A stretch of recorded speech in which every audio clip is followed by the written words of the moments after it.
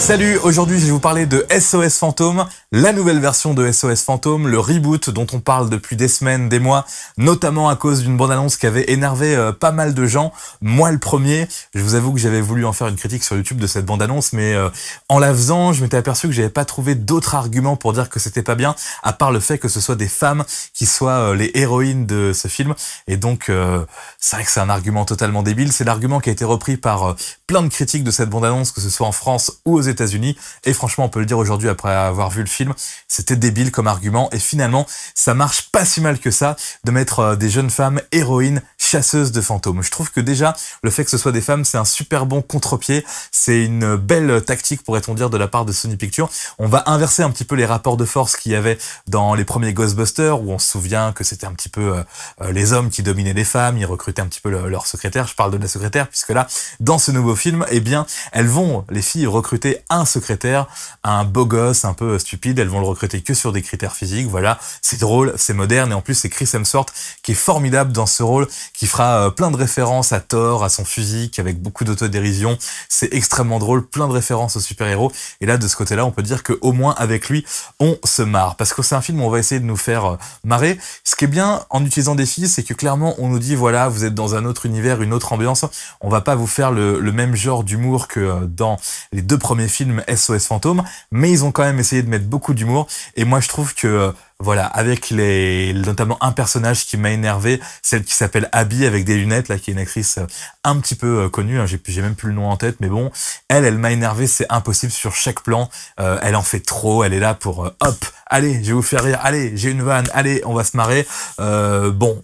Voilà, c'est un petit peu too much, et du coup elle entraîne avec elle un petit peu les autres personnages qui incarnent les Ghostbusters. La principale, celle qui ressemble un peu à Jennifer Aniston, elle m'a fait penser à elle. Bon, voilà, elle en fait pas trop, elle reste à peu près clean tout au long du film, mais c'est le gros défaut que j'ai trouvé dans ce film-là, c'est on essaye de nous faire rire à tout moment, il y a des trucs drôles, mais il y a des trucs moins drôles, et puis il y a un côté un petit peu aussi, j'ai trouvé Sex and the Cities dans ces quatre héroïnes qui ont tous un petit peu, qui ont toutes un petit peu un tempérament différent. On essaye de nous mettre dans une ambiance comme ça, on y arrive parfois, et on y arrive parfois pas.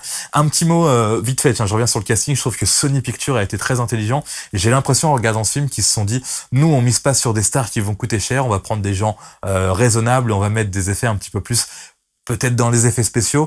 Moi j'ai trouvé que c'était très beau, une fois de plus, voilà. Comment dire, on nous fait des effets spéciaux qui sont clairement très chamallows, très colorés, pour nous dire oui, vous êtes dans l'univers Ghostbusters, vous n'êtes pas dans un truc qui est à fond dans le réalisme. Donc j'ai trouvé les effets corrects, même si j'ai vu plein de critiques où les gens disaient oui, c'est grillé, qu'on a des fonds verts partout. Bah oui, mais bon, c'est pas, enfin, c'est aussi le but, comme ça, de faire quelque chose d'assez artificiel pour qu'on soit dans l'ambiance. Un petit mot du scénario, j'ai pas grand chose à dire là-dessus. Tout ce qui va pas vous paraître crédible dans le film, bah, c'est un petit peu fait exprès. Quand on nous présente les nouvelles armes des Ghostbusters, on utilise des termes techniques à outrance en étant totalement dans l'autodérision. Donc, on peut se permettre de nous raconter un petit peu n'importe quoi, ça passe bien. Par contre, il y a des choses qui sont vraiment très très bien pensées pour le coup. Je pense rien que de la manière dont ils vont amener les costumes des Ghostbusters. Pourquoi ils ont des costumes comme ça? Il y a une petite astuce scénaristique, je vais pas la révéler, ça fait partie des choses qui font plaisir à voir quand on regarde le film. Il y a une petite astuce aussi sur la création du logo.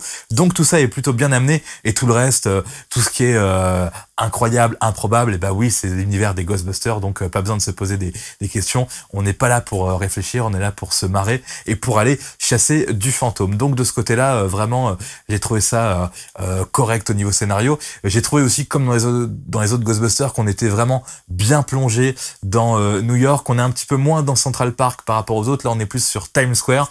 Donc voilà, Times Square, c'est des écrans, des lumières de partout. Là, il y a sûrement quelques bouts de scène tournés réellement à Times Square, mais la plupart du temps, oui, c'est du fond vert, oui, c'est du Times Square redessiné avec des petits placements Sony partout, des petites synergies entre Sony et Sony Pictures. Donc voilà, c'est une petite plongée aussi dans New York intéressante.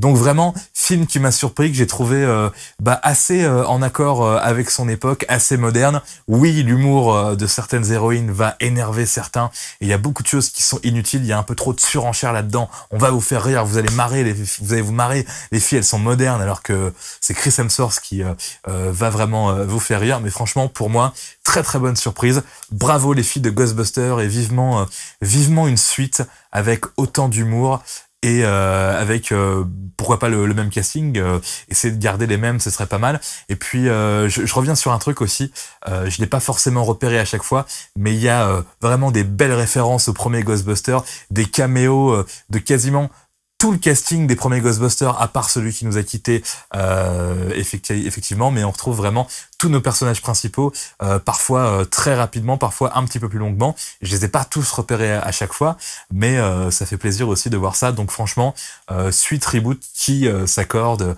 on va dire, avec ses aînés. Et moi, je vais peut-être être un des seuls sur ce coup-là. Et ben, j'ai trouvé ça correct et sympa. SOS Fantôme. Salut!